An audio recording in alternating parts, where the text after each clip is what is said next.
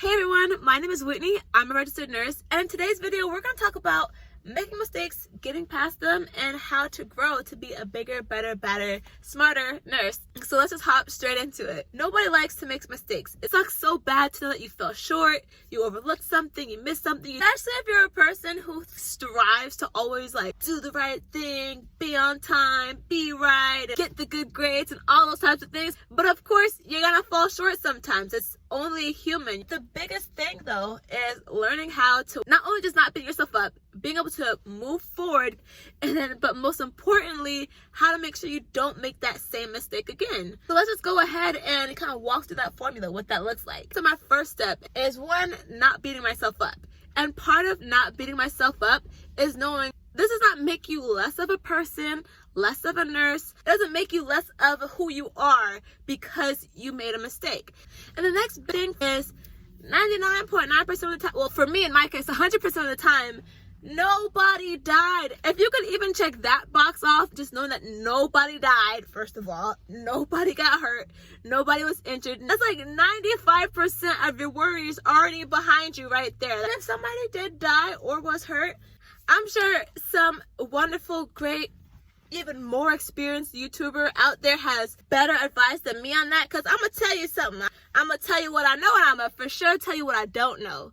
Anyways though, so once I acknowledge that initial step, my next thing is, okay, getting past it, moving forward. The funny thing is, actually, I initially recorded this video last week, but I was like, I don't know, I gotta redo it. But the funny thing is, literally the next day after I recorded it, I messed something up at work, and I was just like, ain't this about a biscuit? And I literally had to take my own advice, which was crazy, and it was still hard. So just know I haven't mastered any of this. It's just starting to discover my process. Doesn't mean I'm a master at it at all. I'm working through it. I'm gonna share what I'm going through. We're just gonna do it together.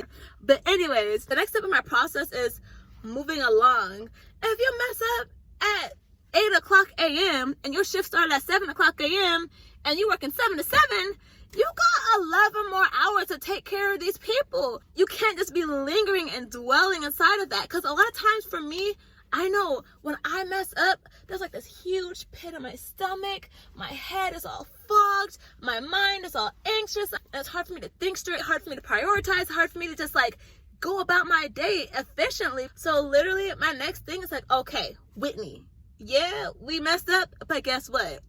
We gotta move on. You can't let a mistake here mess up the rest of your day. You have to pick yourself up and be able to be all right, I acknowledge that was stupid, but hey, the world has not come to an end.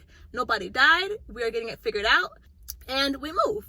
Anyway, so my next and what I think is most important step in this whole process is looking back at the mistake and figuring out what I can do to make for sure this does not happen again. What can I improve? What can I change? What process can I fix? Because a lot of times mistakes, my manager actually told me this, a lot of times mistakes are more so a process issue.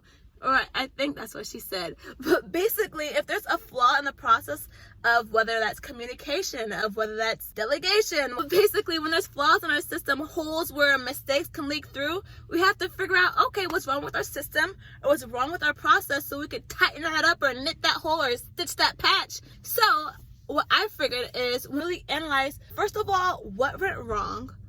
What could I do different? For me, what that could kind of look like is, let's say the mistake was I told a patient I would do something, and then 3 hours goes by and I totally forgot, because that's an easy one. You walk out of that room and then just leaves my brain. So when it comes to things like that, I realized the issue is I just be forgetting stuff sometimes. So I'm how can I not forget? Because if the reoccurring issue or the reoccurring underlying basis of the problem is I forgot.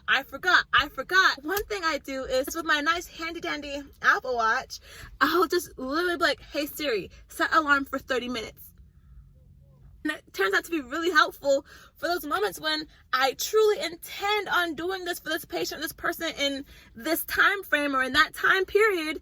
But you walk out of that room, you just start thinking about immediately next thing, get that med, get those vitals, hang that, and then next thing you know, you're elbow deep in somebody's code brown, and then next thing you know, an hour has passed since you left that room, and you kind of need that gentle reminder of like, oh shoot, like, you know, my watch will like buzz real quick, and it'll be like, what's it buzzing for? Oh, that's right. And it's that small little change that I implemented has helped me so many times over. Just that one little thing.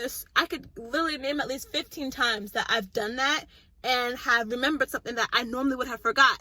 Another thing too is using your resources as well. Like for me, my hospital uses Epic. We have something called a brain, and basically on the brain, it's like a list of things you have to do that day. The medications will show up automatically, certain tasks will show up, but I learned that you can also put your own task into the brain. So I could literally make a note for myself that will literally pop up every time I log into my screen. I could literally put, hey, at 11:30 a.m., I need to make sure I remember to turn this patient, or 2:15 p.m., or I need to bladder scan them because I took out their Foley 6 hours ago, they still haven't peed. So things like that. You can use your resources, what's available to you, to make for sure you don't forget. Another thing too that I do, at least when it comes to the mistakes of like forgetting things, is sometimes I have to like immediately do exactly what I said I was going to do. So like if I'm helping a patient and I did like the big major tasks, I gave the med, I cleaned them up, I turned them, and now they're asking, oh hey, can I have some ice water, or hey, can I get an ice pack, or just things like that. I'll literally just have to be like, okay, if I don't do this right now, I will forget, and this patient will hate me by the end of the day because I forgot the ice pack at 7 a.m. But of course, you know, prioritization is always important. Like, I'm not gonna go stop and, you know, get my ice pack right now if a patient's blood pressure is like 60/40. Like, of course you're gonna prioritize. But those are just a few examples of me, of how I kind of will go through my process of errors and figure out how moving forward I can make for sure something doesn't happen again. And it's kind of like having do an error analysis. Anyways though, I know that was like super basic and it's like common sense, but I figure it's so nice to share, nice to discuss, and nice to know that you're not the only one messing up. You're not the only one that thinks they suck. It's just about not beating yourself up, moving on, and building a process for being better the next time around. Anyways though, that's all I have for now. If you enjoyed the video, go ahead and leave a like, and if you want to see more, go ahead and subscribe. Thanks again. I'll see you in the next one.